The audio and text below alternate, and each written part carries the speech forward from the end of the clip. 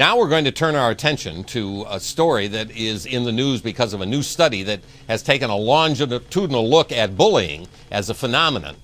Joining us to talk about this is Dr. Jennifer Hartstein, the supervising psychologist at the Discovery Center of the Child and Family Institute at St. Luke's Roosevelt Hospital Center in New York City. Thank you very much for joining us, Dr. Hartstein. Thanks for having me. Let's begin with a few basic facts about the study that has provoked all of this new interest and discussion. Okay.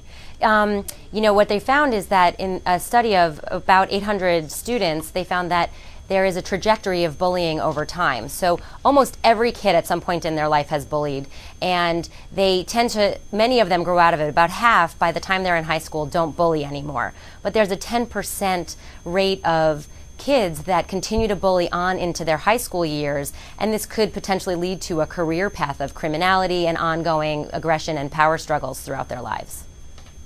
We've tended to focus on the victims of bullying in past discussions, Right. but this study looks at the bulliers, I guess you would say, themselves, and as you say, describes a pattern of lifelong struggle. Give us some more details about those patterns.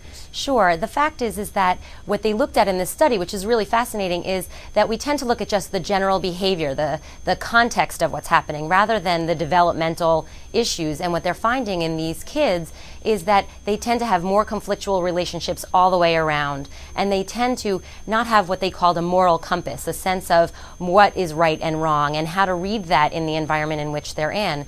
And that causes a lot of problems. And if it's never corrected, it really will be an ongoing struggle. And they also have a lot of conflict with their parents, which is the stepping stone for teaching you how to know right from wrong and how to determine how to establish healthy relationships.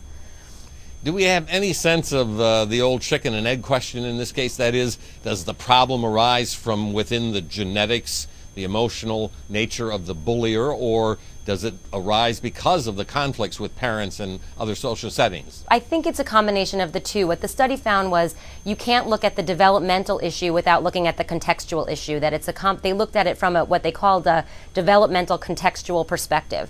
So you have to look at what's going on in the environment around them, as well as what's just inherent in that child. So if they're born without this sense of morality, it's going to set the stage for difficulties later in life. So they need someone to teach them. But if they're having conflicts with the environment in which they're living, who's teaching them these things? So they looked at really how to teach better social skills, better problem solving, and a better awareness interpersonally, because their interpersonal effectiveness is just really damaged.